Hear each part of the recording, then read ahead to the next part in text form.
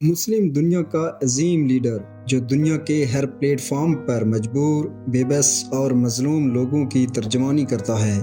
کون ہے یہ رجب طیب اردگان؟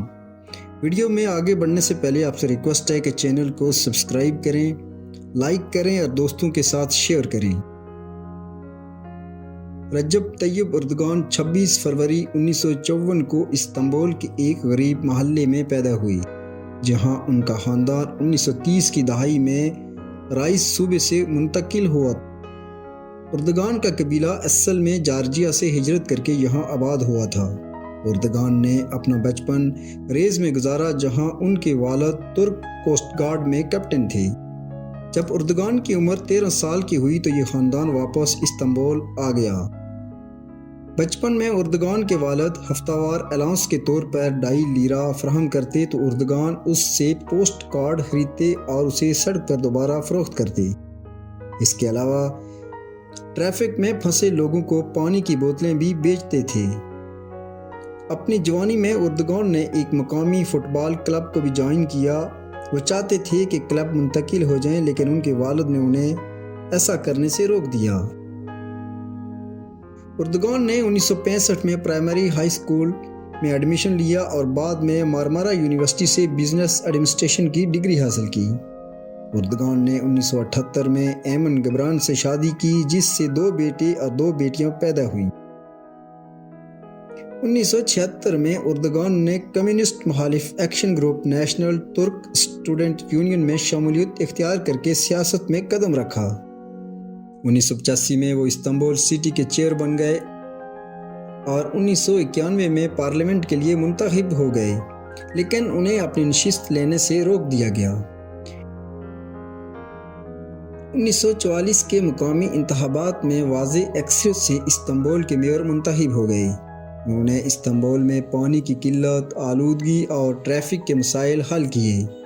ری سائیکلنگ کی جدید ترین سہولیات کے قیام سے کچرے کا مسئلہ حل کیا اور پورے استنبول کو خوبصورت شہر بنا دیا۔ اردگان ایک سیاسی جماعت کے رکن تھے جس پر فوج اور عدالتوں کی طرف سے پابندی لگتی رہی۔ جب 2001 میں ان کی پارٹی ورچو پر پابندی لگی تو پارٹی 2 دھڑوں میں تقسیم ہو گئی۔ ایک گروپ نے عبداللہ گل اور اردگان کی قیادت میں جسٹس اینڈ ڈیولپمنٹ پارٹی کی بنیاد رکھی اور 2002 کے انتخابات میں 34% ووٹ حاصل کیے۔ پابندیاں ختم ہونے کے بعد مارچ 2003 کو اردگان وزیر اعظم بنے۔ 14 اپریل 2007 کو ایک اندازے کے مطابق تقریباً 3 لاکھ افراد نے صدارتی انتخابات میں اردگان کی ممکنہ امیدواری کے خلاف احتجاج کیا، اس خوف سے کہ اگر اردگان منتخب ہو گئے تو وہ ترک ریاست کی سیکولر حیثیت کو ختم کر دیں گے۔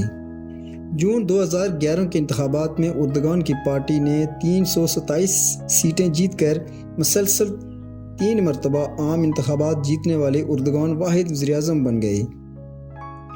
2011 میں اردگان کی حکومت نے عیسائیوں اور یہودی اقلیتوں کی جائیدادوں کو واپس کرنے کے لیے قانونی اصلاحات کیں، جنہیں 1930 کی دہائی میں ترک حکومت نے ضبط کر لیا تھا۔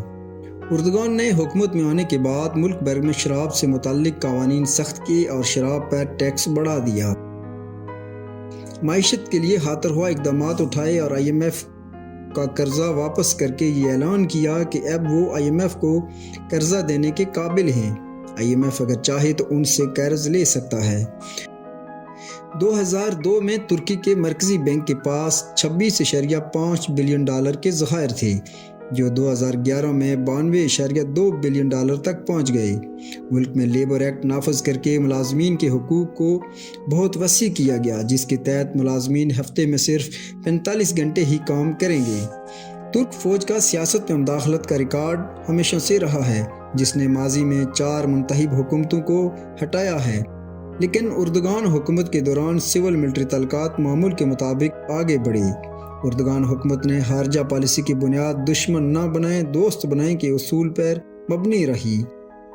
شروع میں اسرائیل اور ترکی کے تعلقات اچھے رہے، لیکن اسرائیل کا غزہ پر حملے کے بعد تعلقات خراب رہے۔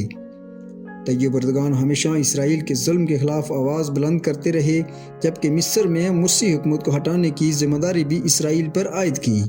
2014 میں اردگان نے ترکی کے 12ویں صدر کے طور پر حلف اٹھایا، لیکن بہت سارے چیلنجز کا سامنا کرنا پڑا۔ فتح اللہ گولن کے حامی افراد نے حکومت کو ہٹانے کے لیے فوج کے ساتھ مل کر شبہون مارنے کی کوشش کی تو تمام لوگ سڑکوں پر نکل آئے اور فوجی ٹینکوں کے آگے لیٹ گئے اور اس شبہون کو ناکام بنا دیا۔ اردگان نے یہ ثابت کیا کہ جب حکمران عوام کے دلوں پر راج کر رہے ہوں تو پھر کوئی بھی حکومت کو نہیں گرا سکتا۔ اردگان نے مسئلہ کشمیر پر ہمیشہ اپنا واضح موقف اپنایا کہ کشمیر کا مسئلہ اقوام متحدہ کی قراردادوں کے مطابق حل ہونا چاہیے۔ اسی طرح میانمار کے روہنگیا مسلمانوں پر ہونے والے مظالم پر بھی بھرپور آواز اٹھائی۔ فلسطین کا مسئلہ ہو یا کشمیر کا، جہاں پر مسلمانوں پر ظلم ہوا، اردگان نے دنیا کے ہر فورم پر بھرپور آواز بلند کی۔ یہی وجہ ہے کہ پوری دنیا کے مسلمان انہیں امہ کا عظیم لیڈر سمجھتے ہیں۔